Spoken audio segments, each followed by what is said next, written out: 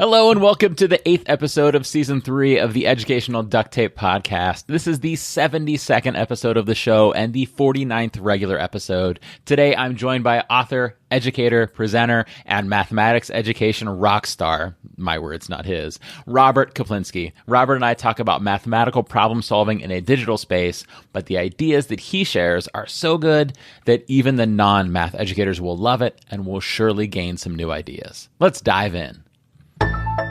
I'm Stacey Lindis from Podcast PD, a part of the Education Podcast Network, just like the show you're listening to now. Shows on the network are individually owned and opinions expressed may not reflect others.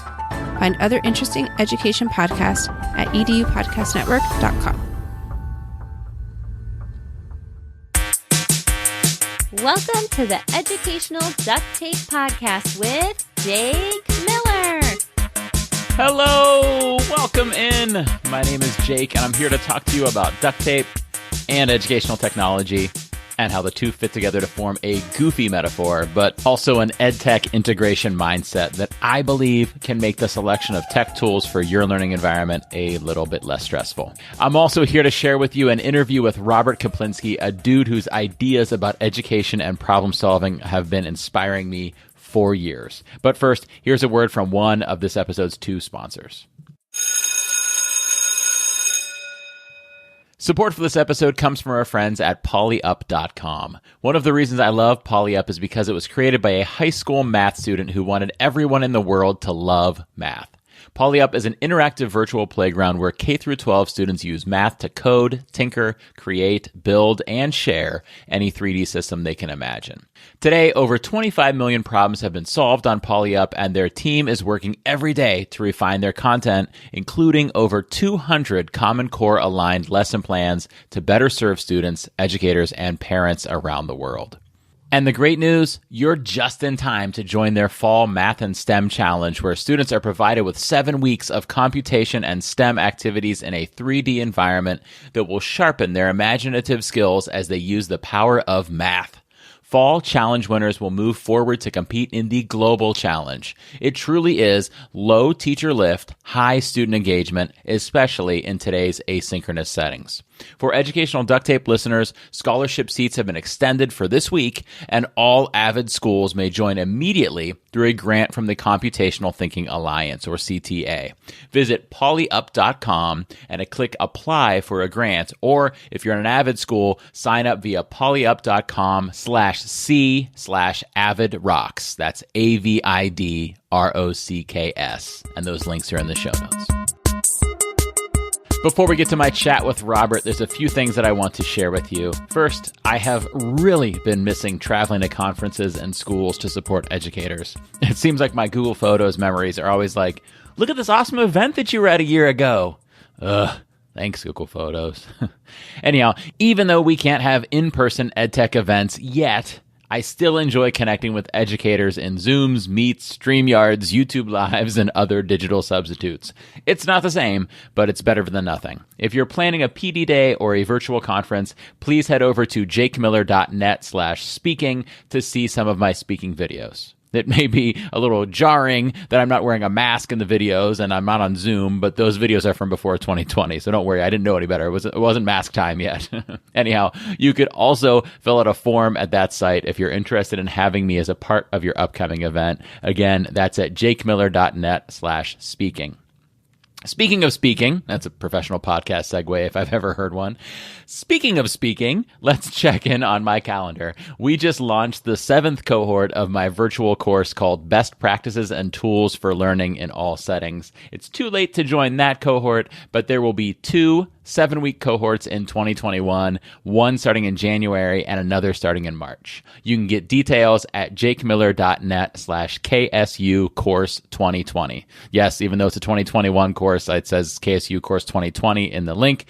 Not because I'm still holding on to 2020. I'm ready to be done with 2020, guys. But just because I'm too lazy to go in there and change the link just to add a 1 at the end instead of a 0. So anyhow, jakemiller.net/KSU course 2020. Let's see. What else is coming up in 2021? I'll be a part of Improv EdCon, hosted by my buddies Elizabeth and Daryl from the Flippin' Good Tech podcast on January 21st. Link is in the show notes. I'll also be doing a virtual session for the East Central Ohio Education Association on January 30th. And let's save the stuff for after January for a different episode and move forward with the show. I also wanted to mention, though, if you need more of my voice in your life, well, first of all, you may want to talk to a psychiatrist, but if they approve of you having more of my voice in your life, you can get your fix in episodes of the Aspire podcast with Joshua Stamper and the Leader of Learning podcast with Dan Kreiness. If you need more of my voice than that, seriously, call a psychiatrist. Oh, sorry. Hold on. Let me just grab my soapbox from over here. Yeah. There we go. That's perfect. Climb up on there. A few weeks ago, my school transitioned to a hybrid model where we teach some students in person while simultaneously teaching some students over Zoom. And when we made that transition, I was stressed out about it. And to be honest, I still am. It's tough. But when we were preparing for that transition, an educator friend asked how I was feeling. I was honest. I told him that I was overwhelmed. I told him that I was stressed. And what did he say? What? You? This is your thing. Isn't this like your Super Bowl? First off, no, this is not like my Super Bowl. Because, the Super Bowl is a good thing. And also, it ain't an easy thing either. Tom Brady isn't like, finally, the Super Bowl. It's as comfortable and easy as cuddling on the couch with Giselle. Second off, I'm not really sure if that's what he said or not, because my brain was too busy being frustrated by the idea that someone who is good with educational technology is therefore good with hybrid, concurrent, remote, and in-person synchronous Zoom instruction. Hey, teacher, you understand Google Classroom. This will be easy for you, right? No, it will not be easy. Hey, Jake, you record a podcast, so this should be nothing, right?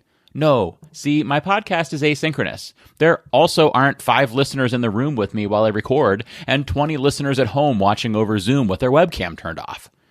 Seriously though, Jake, you did a live keynote presentation online for thousands of educators from around the world this summer. So teaching 20-some kids over Zoom should be as easy as pie, right? Well, seeing as though I don't have to prompt those educators to answer questions in the chat every 5 minutes to make sure they were paying attention, it's a bit different. So no, teaching in Zoom will not be easy as pie. So, Jake, you've recorded some YouTube videos, so live Zoom lessons should be a walk in the park for you, right? Well, I don't have to assess the understanding of the people who watch my YouTube videos, or provide them with accommodations, or give them grades on a report card, so it's the YouTube video that's the walk in the park here. And as you can tell, my heart rate is increasing here, and you could probably hear it in my voice, because I'm frustrated with the struggles of educators being gaslighted by people who don't get it. And worse yet, by people like my friend who do get it. Now, I have to be honest, that friend did listen to my venting about the stress of what we're trying to do. And he did check in with me a day or two later to make sure I was doing okay. And he did show that he was hearing me. So I'm not going to be keying his car or putting a banana in his tailpipe anytime soon. He's a good dude. But I want you to know, for you to be good dudes, you need to respect the extraordinary difficulty of what is being asked of us as educators. And you need to respect the feelings, emotions, and stress of those around you. And you need to reach out to the educators in your life, and students, and parents, and other humans too, to make sure they're okay. But the other thing you need to do, the most important step to being a good dude, taking care of dude number 1. That's you. Remind yourself that this is tough, that perfection cannot be expected, that grace for yourself is required, that failed lessons are okay. Remind yourself that some things are out of your control and that sometimes good enough is just going to have to do. Remind yourself that asking for help is a strong thing to do. Remind yourself that taking breaks, taking walks, taking deep breaths, taking time with your family, and leaving your laptop and lesson plans behind is a brave thing to do. The only way this is akin to a Super Bowl is in how poorly equipped I am to play the offensive line for a team in the Super Bowl. So no, this is not my Super Bowl. But just like the Super Bowl, at some point the clock will get to 0-0-0 and it'll be over. But until then, take care of the people around you, especially if they're educators, and take care of yourself. Thanks for being a good dude.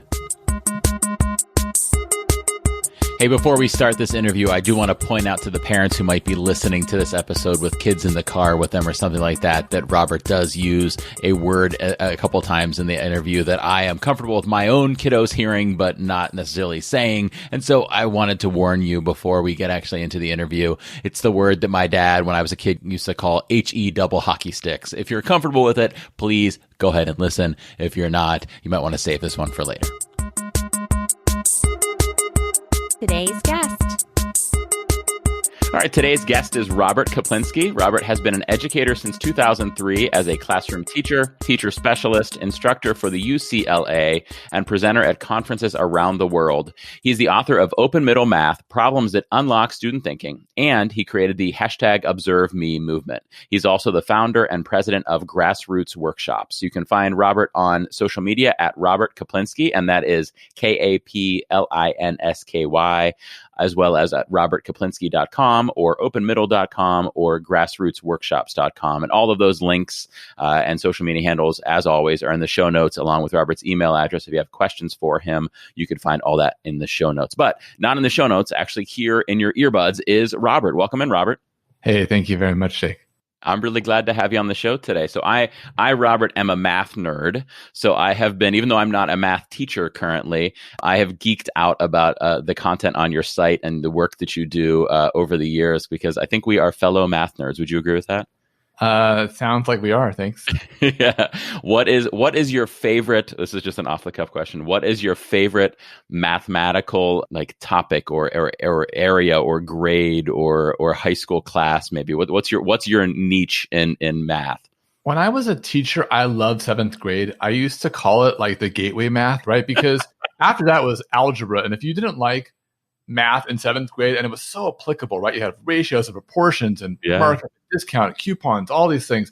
If you didn't like it then it would just shut off all that world of the sciences and all that stuff. And so I really love 7th graders. 6th graders were like babies. 8th graders knew everything. And 7th grade was my favorite. So that was what my heart was. Nice. Yeah, and you're right. I think you've just made math seem trendier and hipper than ever before by calling 7th grade math the gateway math. But I agree. A lot of exciting stuff happens in mathematics after that. And I'm a middle school teacher, so I certainly understand that love of 7th grade math and how it opens up all the stuff that's coming after that. Very cool. Very cool. So tell me a little bit really quickly about, we'll get to a couple of these things as we go through them. I think we'll hit on open middle math as we go through some of the other stuff in the show as we get to our question. But tell us a little bit about what Grassroots Workshops is. Yeah, I think that a lot of us have just especially prior to the pandemic, we were just used to PD is something that we have to experience, right? Professional development. It's oftentimes not really on your terms. You have to leave the classroom. You may even know more than the person doing it. If you're at a conference, it could cost a lot of money. What do you really learn in 60 to 90 minutes that you can actually apply later? So we've come to just accept this unsatisfying status quo. With Grassroots Workshops, it's online workshops from educators that you know, like, and trust. And you get to learn what you want. You get to choose what you want. They're asynchronous, so they work around your schedule, not the other way around. And really, it's just been, I think with this pandemic, it's made the case for online professional development a little bit easier. But I think that really we have to think, why do we keep doing it the way? Was it because that's the best way to do it, or because it's the way we've always done it? And I think that this is going to give us an opportunity to pause and reflect on, how do we really meet teachers' needs during this pandemic? Right. Well, and so it adds in a couple things, right? It adds in some layers of educator choice, like choosing a path, but it also builds in some asynchronousness and some flexibility on the students or the teacher schedule. It might remove the lack of need for substitute teachers and things like that to get that PD by taking part in a training like that. So that sounds really cool. I like that a lot. That sounds cool. And I like the term grassroots. I think that's a perfect fit for what you're talking about there. Yeah, it's of the people, by the people. It's really educators taking back control of the professional development. Just saying one last thing. You can also get access for 16 weeks. And just think about that versus what we normally experience, right? Normally it's learn this thing in that moment and good luck if you don't get it. But with this, you get to try it out. And guess what? It doesn't go so well. So you come back and ask questions and you get to try it out again. And so it just seems like really what it should have always been, but wasn't. Yeah, nice. So is it all math related, or is it all run the gamut of all different content areas and areas of teaching? Yeah, there's. I would say right now it's primarily math, ed tech, and social justice. But we're Nice. expanding into other areas as well. Nice. I love that you have the social justice in there. Such a needed topic for educators to grow. And I know it's something that I personally have made as a goal for myself to learn and grow in social justice. So that's awesome that you provide that in there too. Cool. So we've already talked about some serious stuff. So now we're going to talk about some goofy stuff. Are you up for it? I am up for it. He's up for it. We always have to start off educational duct tape as we get to know our new guest of the week with a little game. 2 truths and 1 lie. So we're going to play a game of 2 truths and 1 lie. So Robert, I assume you've got 3 statements for me. Okay. I do. And 2 of them are going to be true. I'm telling the numbers guy, I'm telling the open middle guy about numbers here and how this 2 truths and 1 lie works. I admittedly had to think, wait, do I have 3 true statements here? Like I can count, right? So you're going to give me 3 statements and I am going to try to guess which one is the lie. I am going to do a crummy job of it because I always do, but that's okay. We'll try it out. So hit me with it. What do you got? All right. The first one is I went to the same high school as Snoop Dogg. Okay. Second one is I met my wife on MySpace. Okay. The third one is I started my teaching career as the 3rd teacher of the year after they fired the first 2 teachers. After they fired the first 2 teachers of the year? No, 3rd teacher of that year. I thought you meant teachers of the year like an award. That would be pretty epic. No, this statement is that they had 2 teachers. They fired both of them, and I was a 3rd teacher teaching those students that year. Oh, man. Okay, I hope that one's a lie because that would be a rough role to be in. And I hope that the Snoop thing is true because that would just be awesome. Like to be passing Snoop in the hallways of school and be like, "What's up, Snoop?" And he'll be like, For shizzle, Robert." And then the MySpace thing, that's pretty epic. Did you? And like, if that ends up being true, I'm going to want to know if MySpace Tom was there. Wasn't it Tom, the guy that was your first friend on MySpace? Yeah. And then I'm hoping the other thing's a lie. So I'm going to guess is even though it's maybe the most realistic of the 3 things, I'm going to guess that that's the lie. You were not the 3rd teacher that group of students had that year. That's the lie. Unfortunately, that was the truth. Oh my gosh. Yeah, it was rough. And the funny thing was because it was back in California when we had emergency credential. So I had never taken a teaching class. I had never done student teaching. Whoa. And they hired me. And I was just thinking to myself, like, how the hell am I better than 2 other teachers? Like, I don't know anything. It was as rough as you can imagine because they had run out 2 teachers and it was an introduction to education. Wow. I bet and more power to you that you're still in education after that, because I'm sure that was tough because those kids, I mean, their spirits after having that situation. I think they also just didn't, I shouldn't put it on the children in the sense that they're bad. I think that they were just hesitant to really build trust with anyone. Like who's going to, when have you ever heard of anyone having 3 teachers in one class in the year? Oh yeah, that's what I mean too. Yeah, those kids had to be in a place where they were not ready and not expecting and not planning to trust whoever came through that door. So yeah, wow, what a rough situation to be in. So okay, I'm sorry to hear that that's true. I am glad to hear that you stuck with it after that and are still with us and affecting the education world with your wisdom. Now I got to figure out the other 2 things. So you did say you were in California, so the Snoop thing could be true. But I think that's the lie. I think you really did meet your wife on MySpace, but you did not go to high school with Snoop. So I do live in the LBC. Okay. But it was my wife who went to Poly High and not at the same time, I don't think, but went to Poly High, which is where Snoop Dogg went to school as well. Calvin Brodus. Yep. I don't know why I know these kinds of things, but I do. Okay. So your wife went to high school with Snoop and you 2 met on MySpace? Yeah, I was back in 2003. So that's a little while ago. That was the perfect time to be meeting somebody on MySpace. MySpace was like brand new at that point, so I was not even on it at that point. But yeah, met Tom. Actually, gave him a shout out at our wedding. Nice. Yeah. Oh wow, that is amazing. I wish I knew more MySpace references to ask you about. Like, were they friends on MySpace? Is that what you called somebody on MySpace? Were they a friend? I don't remember, but all I know was that actually my friend. So back in the days, MySpace would show you 5 random people, and my friend saw her as one of the random 5, and clicked on it. And if he had not clicked on that one random time, it would be a very different experience. Wow, that is amazing. What a cool story. Yeah. What a cool story. And then you guys got married and had a MySpace themed wedding, and Snoop was the wedding band, right? That is exactly what happened. True, totally Exactly. true. Yeah. Totally true. All right. So now that we've talked about MySpace Tom and Snoop Dogg, we're going to get into some educational duct tape, actually bring some educational value, not just giggles, to the listeners. So for anybody out there that might be a new listener, educational duct tape is my silly metaphor that's also an ed tech integration mindset. So how I think about educational technology. And it says that educational technology is a lot like duct tape. It's best when it's not the focus or the goal of what we're doing, but a tool that we're using to meet that goal or solve that problem. So we don't go forth looking to use duct tape. We go forth looking to solve problems, and duct tape just often is the tool that solves it.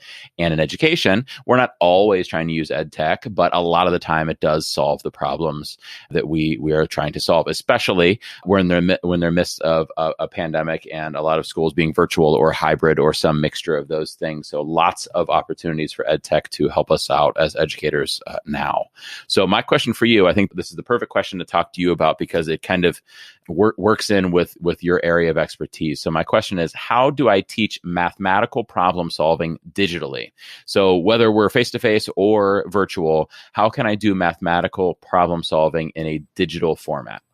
Yeah, so I think what is first important to realize is that if we are coming from a position where we have always taught it without technology, that we should give ourselves a lot of grace just to begin with. I actually taught 2 lessons this summer using remote learning, and it was a freaking humbling experience. And I just want to put it out there that I don't know that anyone has it perfectly figured out. So it's not, I guess we have to have a growth mindset here. We have to realize that we are trying to do the best we can.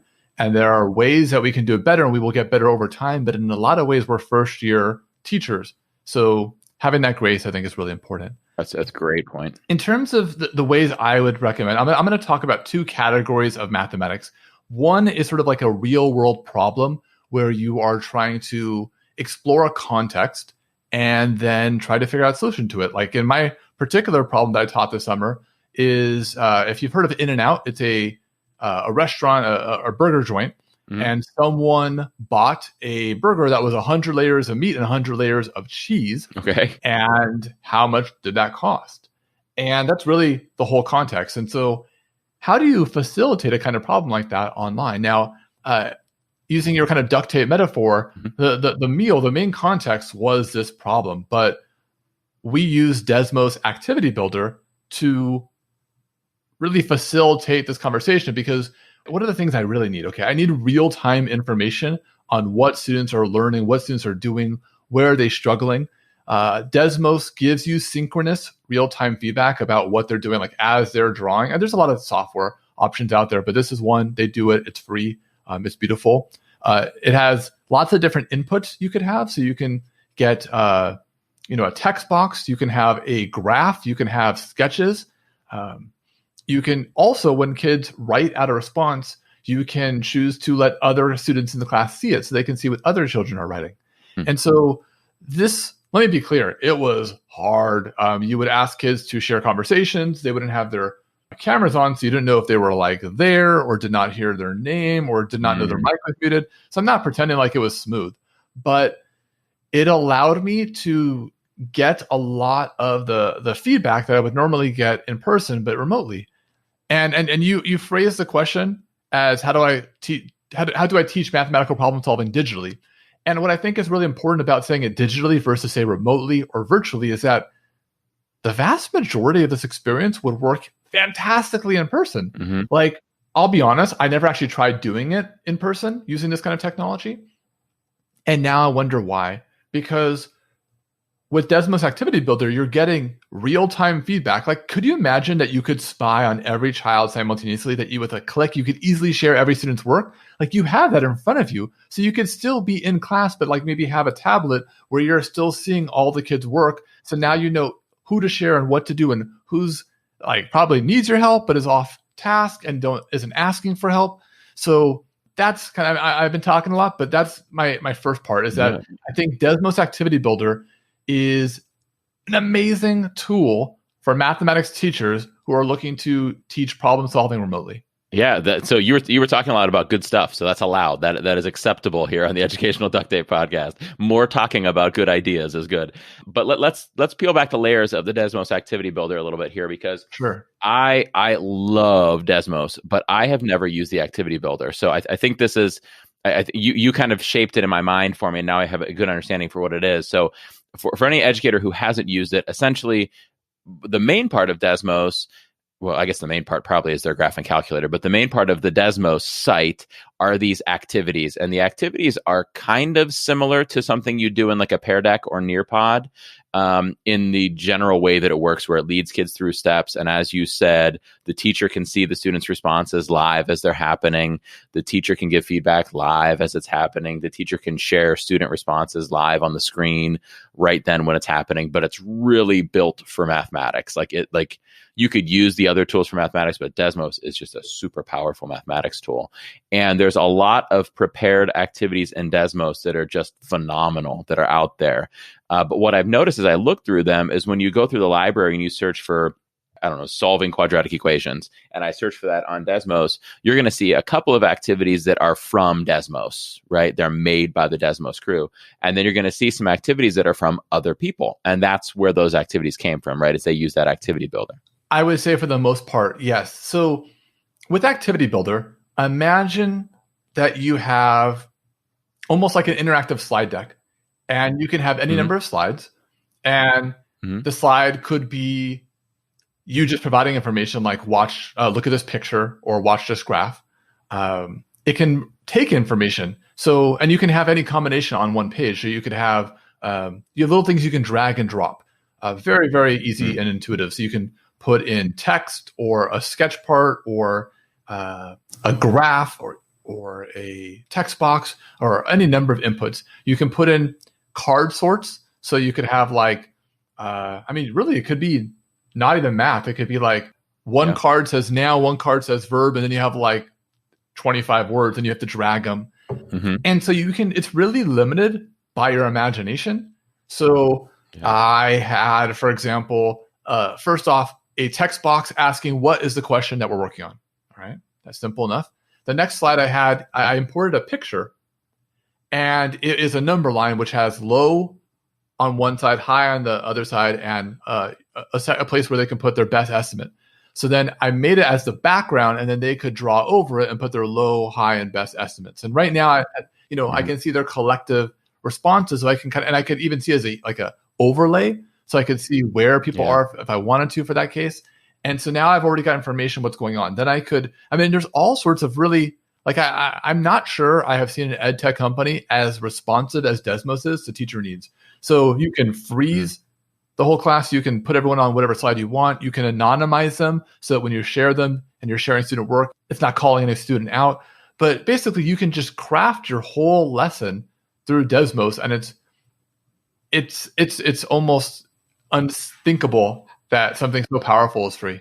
Yeah. So I think the best way for somebody out there that wants to try it out is to go out and do one of the pre-made activities that are in there and kind of get a feeling of what the Desmos tool is capable of, and then to take their problem and dive into the activity builder, right? Because once you have an idea of what the tool's capable of, then you have the potential to do it yourself, right? Yeah. If you go to teacher.desmos.com, I think that you will get a feel for what it is.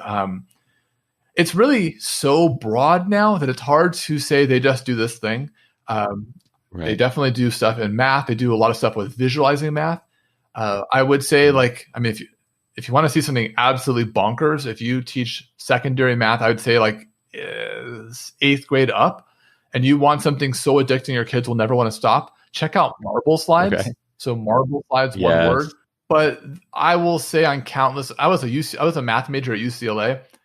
I thought I knew everything when I graduated. It has since been me realizing I don't know anything about math, right? It's a Dunning-Kruger curve. Like the more that you learn, the more you realize you don't know.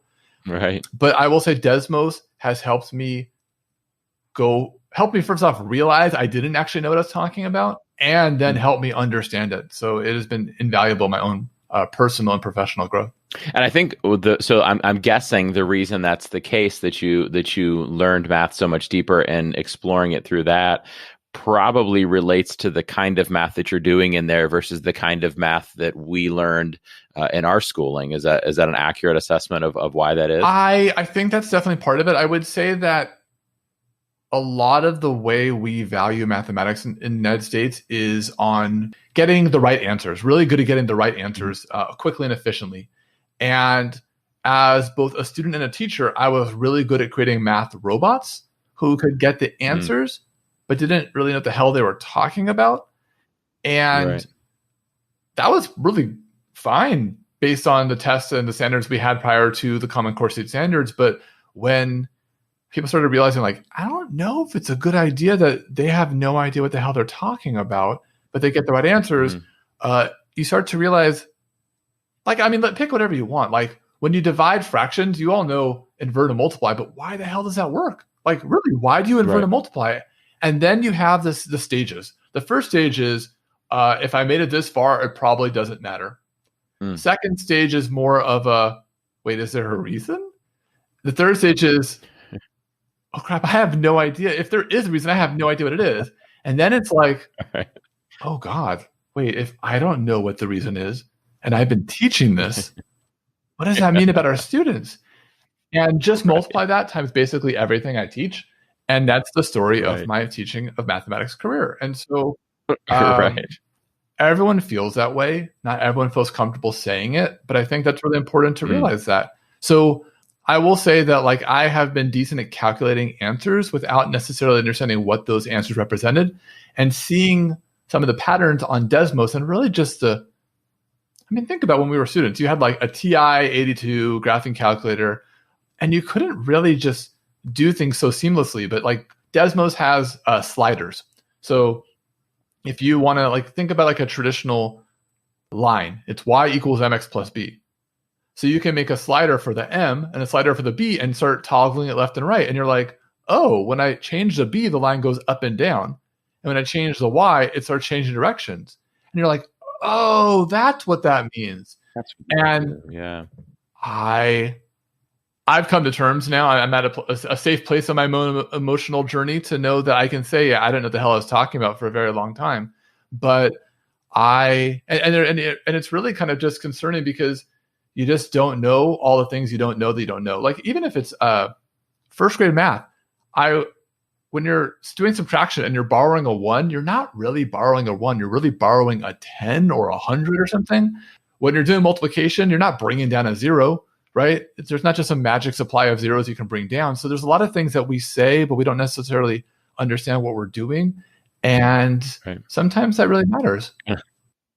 Yeah, and a lot of the teachers are like, I hope they don't ask me why, right? Like you were saying, like, please don't ask me why. Please don't. Yeah. Support for this episode also comes from our friends at TextHelp, whose purpose is to help everyone understand and be understood. And what could be more important when it comes to solving math problems? TextHelp's digital math tool, Equagio, allows teachers to make digital math content that is both engaging and accessible. Built on UDL principles, Equagio allows users to create and consume math in meaningful ways.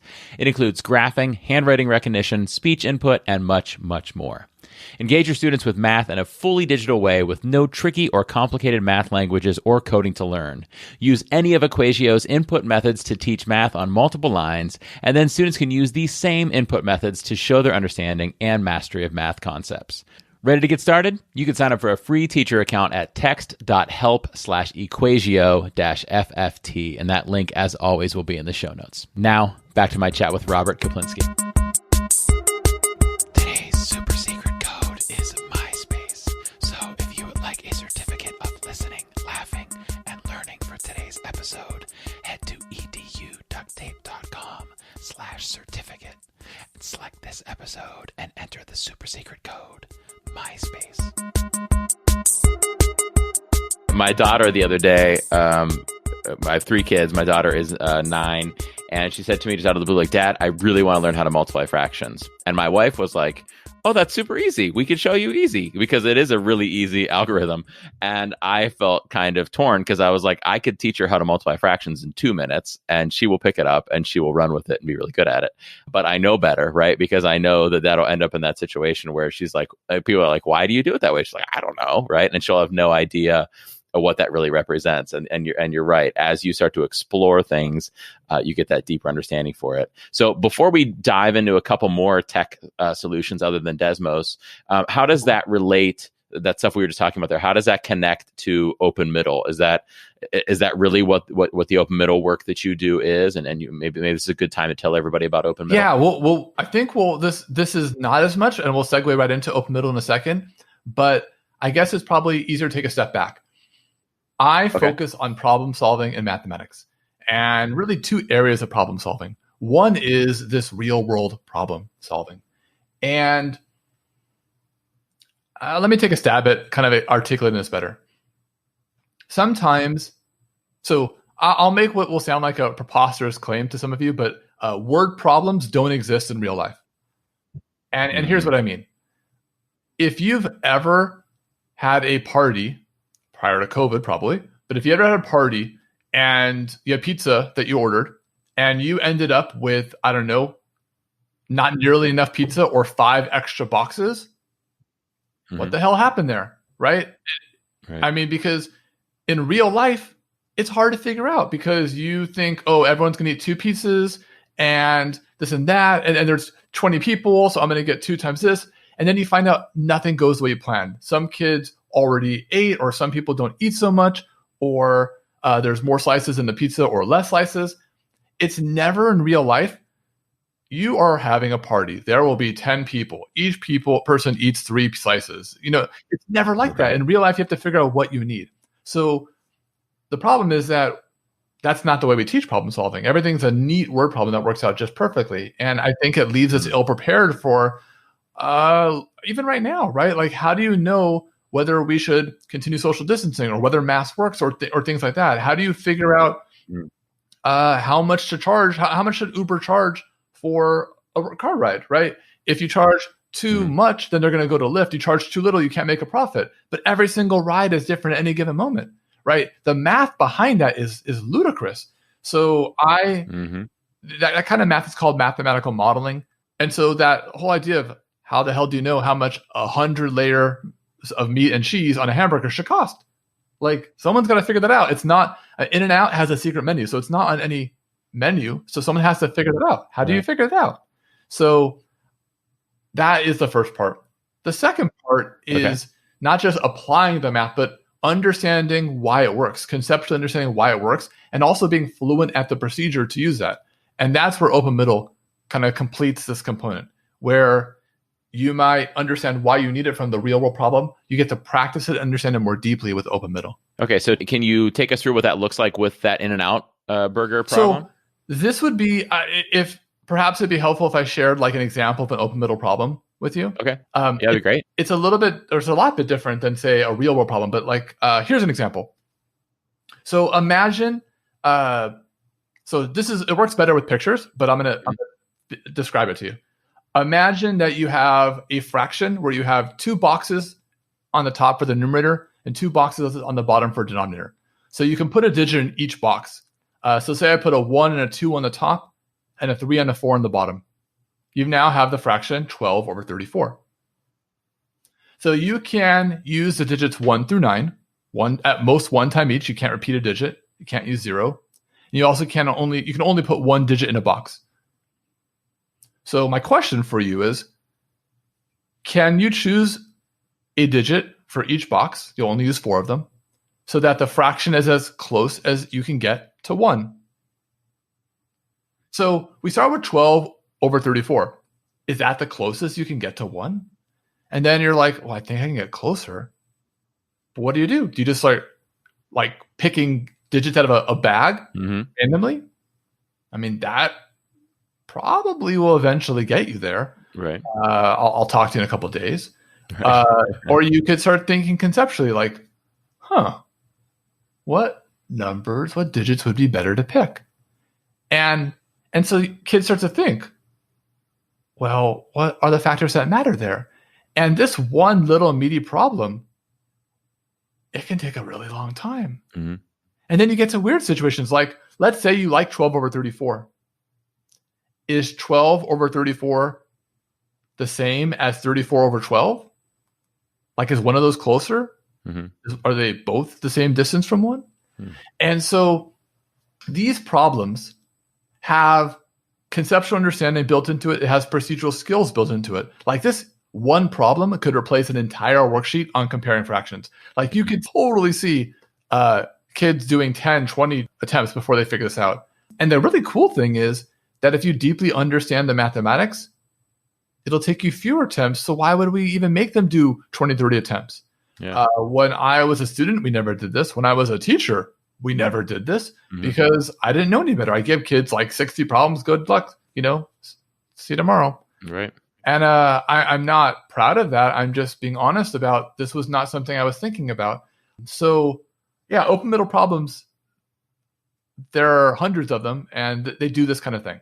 Yeah, and so you have a bunch of them available on the Open Middle site, right? At openmiddle.com, you can go in there and look by grade level and by topic and find different problems that are available, right? Yeah, we have roughly, at the last time I checked, like 200 problems for kindergarten through 5th grade, probably like another 300 for middle school, and like another 200-ish for high school.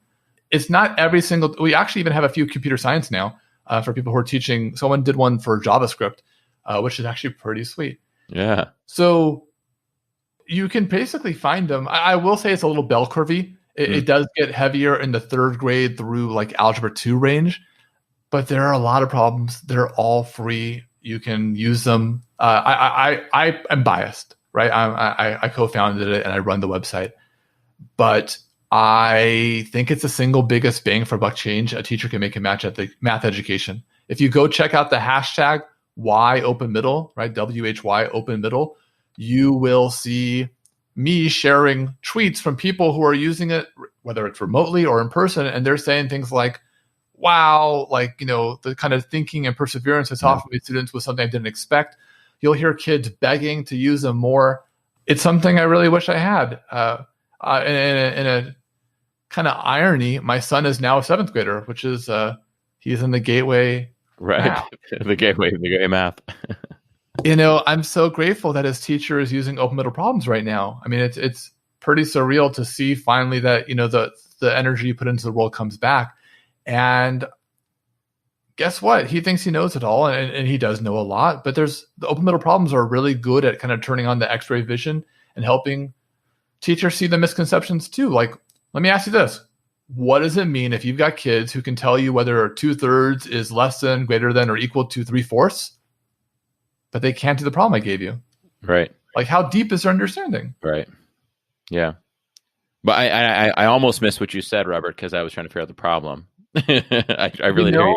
I take that. I'm used to that, and I take that as a compliment because problems are such that you're like, I want more time. Like, I mean, a lot of the comments are, students begging for more time and saying no when I ask if they want help. Yeah. So it's really weird that these slight tweaks in the way we present problems has that kind of like really satisfying level of challenge, right?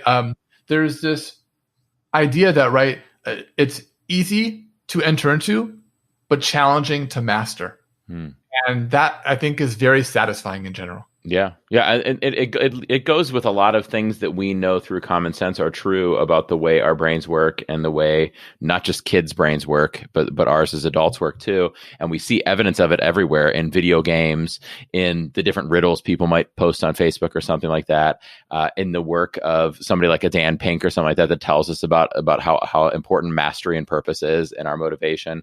And we know all these things to be true, but we don't always work them into the way that we teach kids.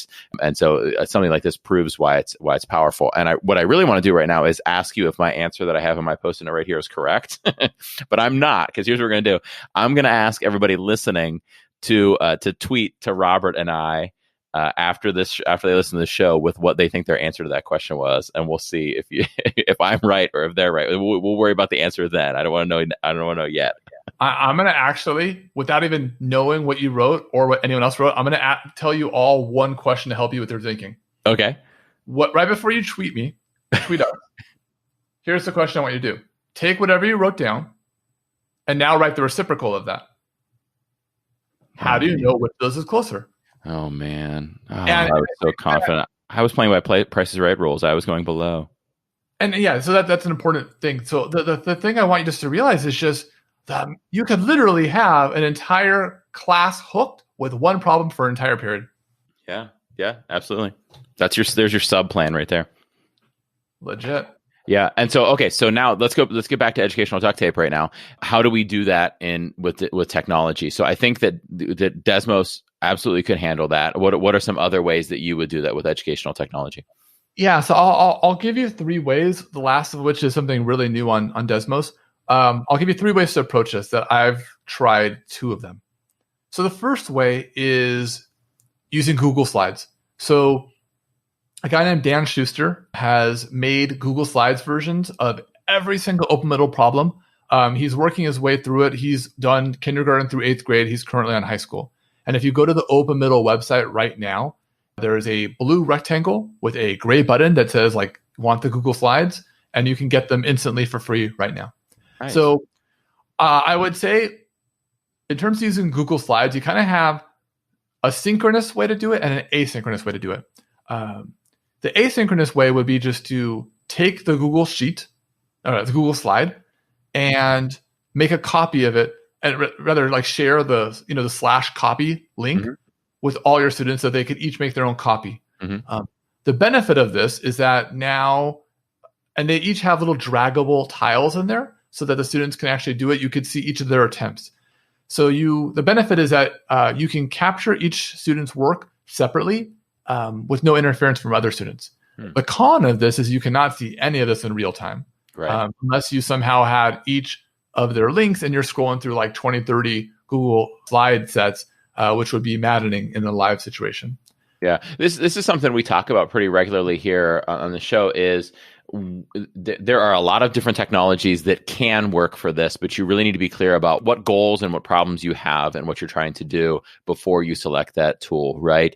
So when I'm selecting duct tape to fix something, I might decide that whatever I use to fix this broken thing, I don't want to actually be able to see it. So maybe duct tape's not the best solution. Maybe I need some super glue or something like that. So we want to be really clear about what are the factors and characteristics of what we're trying to do. And you're right. If you're using separate Google Slides, it's nearly impossible to efficiently see all of the kids' work live. So that's the flaw in that one. That's a good point.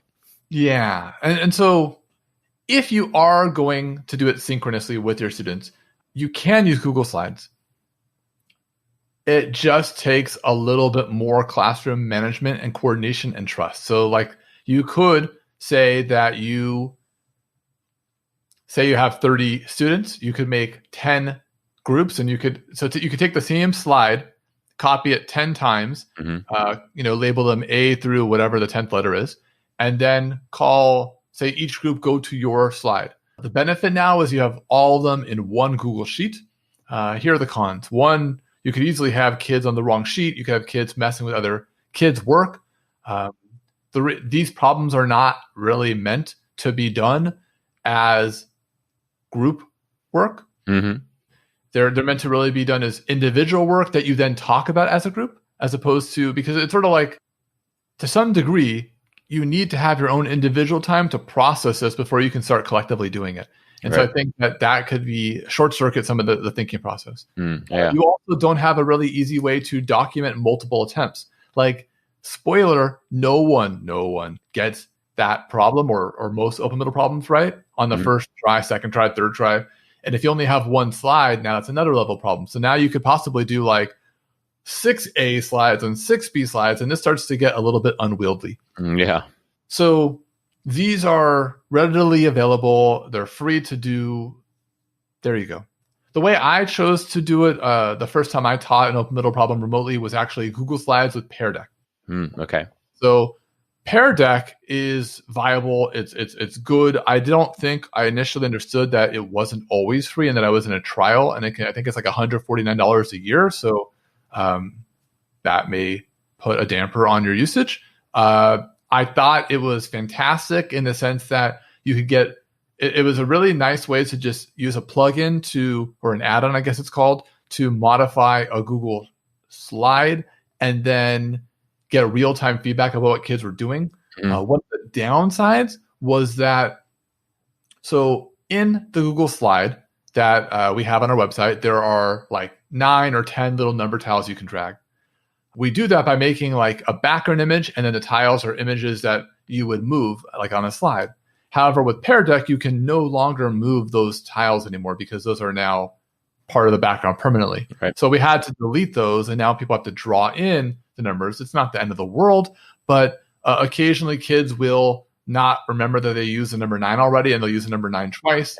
Again, not the end of the world, but it is less than ideal. Yeah. And the benefit, though, is you can see where each kid is at. You could have like each kid having their own of 6 or 10 sheets, or how many sheets you want to give them for one per attempt, and you can see where they're at. Really, there's no downside besides the cost and the fact that you can't drag number tiles. Yeah. So for any listeners that aren't super familiar with Pear Deck, as you said, there's a cost. There's a paid version and a free version. In the free version, the big thing you lose is you can't see which student is doing what work during the process. So you'll be able to live see 20 different kids drag like writing numbers in and attempting the problem, but you won't know which one's Robert and which one's Jake unless you teach the kids always write your name on the slide, and then you're going to know. But you lose what's called the teacher dashboard that you have in the teacher version, which is phenomenal. And in the teacher dashboard, you can also give feedback to the kids through Pear Deck. So that's a thing that you lose when you're in that free version. So that's a good point there. And you're right, they don't have like a drag and drop option in Pear Deck where you could drag and drop those tiles around. They do have a drag kind of feature, but I think it's limited to 5 objects or something like that. And you're never going to have only 5 numbers to drag. Right, and you can't customize what the objects are either. They have an array of choices. It's quite a few different things, and I think numbers are among them. So that would probably work out okay. But you're right, 5 might be too few, and it's not quite exactly what you're trying to do there. So again, this is why we are specific about what it is we're trying to achieve when we pick our tech tools. Competitors to Pear Deck, Nearpod, same kind of situation where it has some of those great powers that you're talking about here, and some similar flaws for the solution here. Not that it's a bad tool to use for this. The Answer Pad is another similar tool that has a more extensive free version, and I'm trying to remember if the Answer Pad does drag and drop. That might be our solution. And I know there is a tool, there are a couple tools that do have drag and drop abilities, but they might not have that perfect system of, I could see every kid at the same time as they're doing it that you liked here about this, that was making you do that. So do you have another one that you use over this Pear Deck option? So I'll end with actually talking about using an open middle problem on Desmos Activity Builder. So okay. They have everything that Pear Deck has for free, more or less. I'm trying to qualify my statement because everything is a very broad term. So let me walk that back a little bit. You can put an image for a problem up there. Kids can write on them. You can see them in real time. What is really awesome, though, is that they just added draggable number tiles as well. Nice. And what's even more awesomer, if we're going to make up words, is that you could also connect it back to different visuals like graphs and everything else in there. You could have text boxes, things like that. Where it is a struggle is that it does require, it's a lot more time consuming to create the problems. So, for example, we've already created all the problems for you on Google Slides. You just have to plop Pear Deck right on top of it. It's ready to go, very little time. With Desmos Activity Builder, there would be some amount of creating the problem. I just created my first one as a proof of concept. It wasn't so bad, but initially I had no idea what the hell I was doing, and it took me a while to figure that out. Now I feel more competent. I'm going to run it with some people in a week to figure out what it's actually like to use with people. Yeah, and you're right. That issue is there too, where it's maybe more perfectly geared towards the kind of problem that you're solving there, and the problem that you're dealing with, but it requires that more startup work to get there to that point of doing it. I think I went to the site as we were talking and looked up one of those slide decks. So you guys have slide decks for multiple different grade levels. I think it was K through 8. Yeah, K through 8. Yeah, with high school on the way. Yeah. And so each slide is a different problem, and each problem is attached to, you have them tagged based on different standards and things. And the problem has, they're all just numerical problems. They're not like those word problems. It's not a train leaving St. Louis at 2:00 and a train leaving San Francisco at 3:00 and seeing when they cross. It's a setup of an equation or an inequality or an algorithm or a order of operations kind of problem in the center, depending on the grade level, of course, or just a number itself. And then you've got those 9 digits down there to drag in. And it relates back to that kind of problem that you gave the example of earlier, where you have the fraction with 2 digits on top and 2 digits on bottom, and you have those numbers to put in there. So in every one of them, you're dragging numbers into places and seeing where those numbers make it work based on what the problem you're trying to solve is. Yeah, I would say the vast majority of problems are like that. There are some that don't fit that model, but the vast majority do. Nice. So I think we have math teachers are probably like shaking like they just drank 15 cups of coffee right now, Robert, because they're so excited to go put some of the stuff into practice.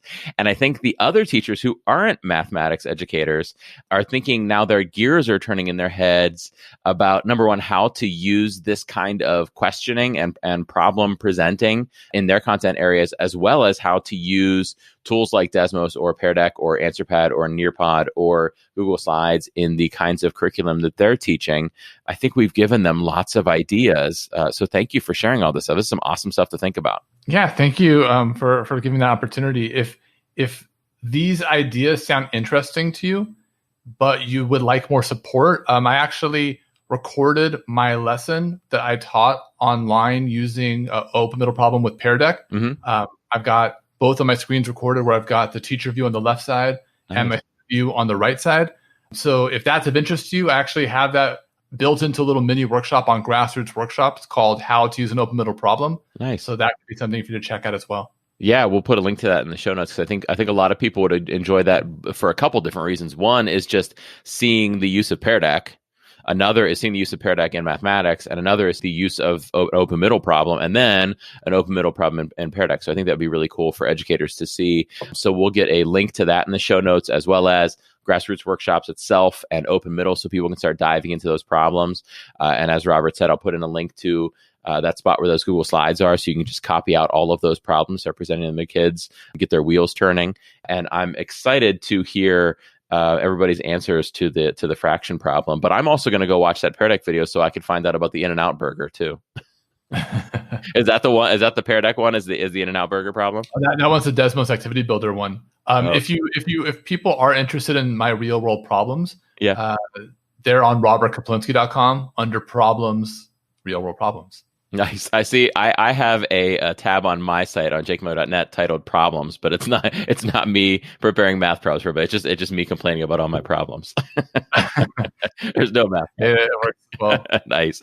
All right, Robert. Well, thank you so much for being with us today. Thank you for having me. I'm so psyched I got to have Robert on the show. His work is just amazing. I hope you will follow him on all of the links that are in the show notes. I hope you'll check out his work. And I hope that you're going to try out that problem that he shared earlier and tweet to us with your answer. And we'll see if you did better than I did. I have an answer written down right next to me here on a Post-it note, and we're going to find out how I did when you guys answer and we ask Robert what the correct answer is there.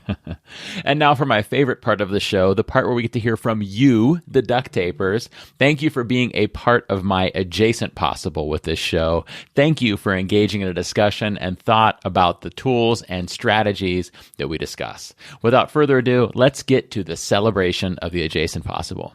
Got 2 things to share today. The first up is an Apple Podcast review, and I absolutely love this one. And I hope it doesn't sound like I'm bragging when I read this. It's just so affirming to hear something like this, and it makes me feel so good, and I just want to share it. I want to thank the person who wrote it. I'm not sure who it is. The name on Apple Podcasts is Jaded Bubsy, and the title of the review is Top Notch, Past Podcasts Worth a Listen, Super Valuable. And it says, "You are a treasure. Jake is authentic. You laugh, you could be exhausted, you admit when you don't know about a tool, and you explain when you find value in a tool. You give us all the options.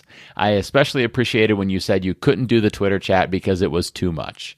We are feeling the too much. Thank you for providing us with so much useful information. I wish I could give you more stars." Thank you. I would take those stars if you could give me more, but I do appreciate the ones that you gave me, Jaded Bubsy, and I really, really appreciate this super kind review.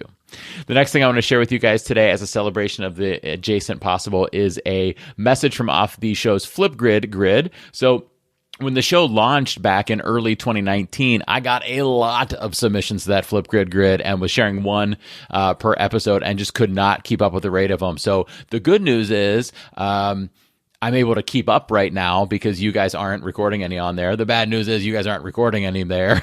The bad news probably is that you're not recording any there because you don't have time to, and I certainly understand that. We're super busy, as you heard from my soapbox moment earlier in the show. I get it. I hear you if you're busy, but that's okay. I get to now get back to some old ones that I never shared. So this one came from Andrew Nicola, and he asked a question that he's probably has already solved and moved on from, but it's a valuable question that I want to share anyhow. So take it away, Andrew.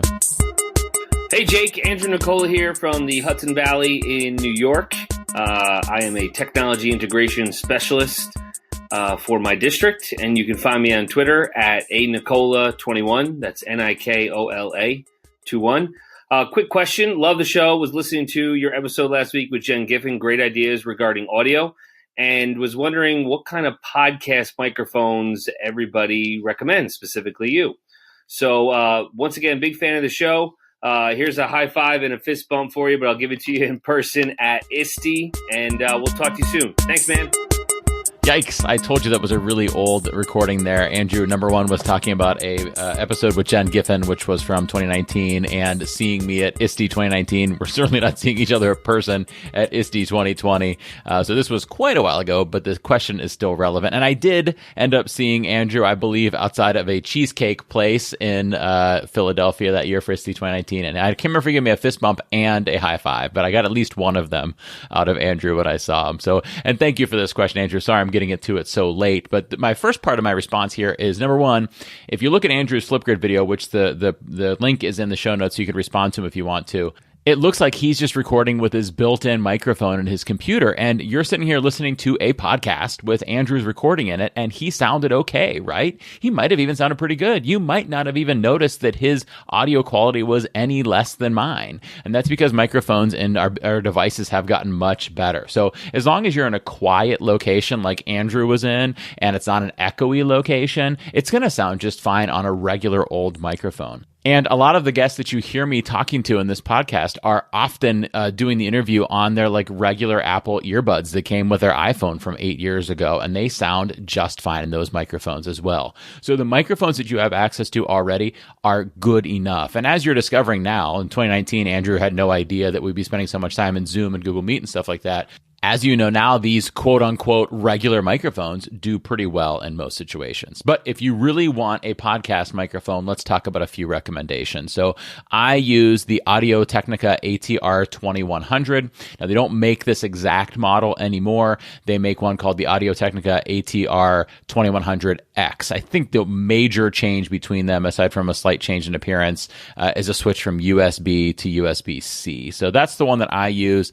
I love it. I think it's super easy to use, and I recommend it. Another one that I'd be considering if I was starting today that I've heard really good things about is the Samson, Samson Q2, the number 2, Q2U microphone. Both of those are both under $100 or right around $100. They're typically around $70 or so, and their prices have gone up since the start of the pandemic because, supply and demand, more people are looking for microphones. So they've gone up a little bit, but they are, pretty affordable microphones. So that's the Audio-Technica ATR 2100X and the Samson Q2U. Now, these are both cardioid microphones. So I think it's valuable to understand what a cardioid microphone is, and I hope I'm pronouncing that correctly, but a cardioid microphone records from the the front of the microphone and the sides of the microphone, but barely picks up anything behind the microphone. So that means it minimizes ambient noise, and it's really good for a situation where it's one person in a room recording like I am now. You don't get echoes from the room as much. You don't hear my kids playing in the next room over. If one of my kids yells out, you might faintly hear it, but you're not really going to pick up that sound. And that's why I like microphones like this ATR 2100 and the Samson Q2U. It's really going to focus the audio on the voice that's right in front of it. Okay. Other microphones are called omnidirectional, and there's a couple different versions of omnidirectional, but omni means everywhere. And these are great for situations where maybe you have 5 people recording a podcast with one microphone. If that's the case, you don't want the microphone I have because you'll need 5 of them, or you have to pass it around as you talk. You want something like an omnidirectional microphone. And there are a couple different versions of different directional ones, but that's what you would want. One of the most common microphones out there that we hear talking about aside from these two are the ones made by the company Blue. So Blue makes 2 microphones you'll hear mentioned, Blue Snowball and Blue Yeti. The Blue Snowball is a cardioid, so it's a lot like the one that I'm using and a lot like the Samson Q2U. So the Blue Snowball would probably be pretty good for a single person podcast. I've never used one. I've heard some people complain about them, but I also hear other people raving about them. The more common of Blue's microphones is actually the Blue Yeti. Now, the Blue Yeti is, first of all, a condenser mic, which is a slightly different format in the way it records. I'll get to that in a second. But also it has 4 different settings for the pattern that it picks up noise in. So it can be set as a cardioid mic, which means it's great for what I'm doing right now, which is me sitting alone recording. But it also has 3 other settings, omnidirectional and a couple other ones for picking up multiple noise sources in a room. So a Blue Yeti is kind of nice because if you choose the correct setting for what you're trying to do, you could pick up good audio in a lot of different situations. You've just got to make sure that you have it set correctly for what you're trying to do. That Yeti is also, as I mentioned before, what's called a condenser microphone, whereas the other ones I was talking about are dynamic microphones. The major difference there is condenser microphones are better for picking up quiet sounds than a cardioid is, but if you've heard me whisper the super secret code, you know that my cardioid microphone is handling whispering just fine too. Finally, another brand that's well known in the podcasting industry is Rode, Rode, but the price tag on their mics may make it a little more than you really need. They probably will improve your sound quality a little bit, but I'm not using a Rode, and you probably can't tell. If you can, I'm sorry, but I'm not paying twice the cost or 3 times the cost to have a super awesome microphone. Some of the podcasts you listen to have them, and some don't. You probably also listen to some podcasts where people are recording on their Apple earbuds, and you don't even realize it. You really nowadays don't need a super nice microphone to sound good, but most people, once they get into podcasting, they get excited about the hardware and want the good stuff. So, Andrew, I hope this helps. The rest of you, I hope this helps you too. If I missed a microphone that you really like and you want to share about it, feel free to click the link to Andrew's Flipgrid video in the show notes, respond with a video, and then I will share your response in an upcoming podcast episode to kind of add it as an addendum to this one. So if maybe you want to tell us, hey, I also use that mic that Jake mentioned, and I could, I say it's good or it's not great or whatever, or I use this other one and I really like it, feel free to share there, and I will definitely share it in the episode. So that does it for today's episode. If you enjoyed what you heard, please tell a friend, tell a colleague that's more of an acquaintance than a friend, or share about it with the hashtag #EduDuctTape on social media. And if you really liked it, please consider rating the show on Apple Podcasts. Check the show notes for details about signing up for my newsletter, joining the Duct Tapers Facebook group, inquiring about having me work with you or your team of educators, getting some podcast stickers, and more. And as always, as a parent, I'm grateful for the work you do. And as an educator, I'm proud of your dedication to lifelong learning. Have a good day, guys, and I'll see you in about a fortnight. Keep on keeping on. We'll see you soon. Thanks for being a good dude.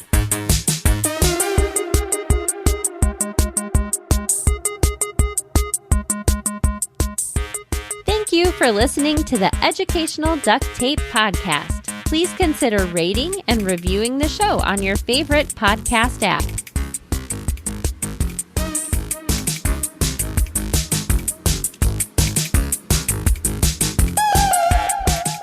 #EduDuctTape.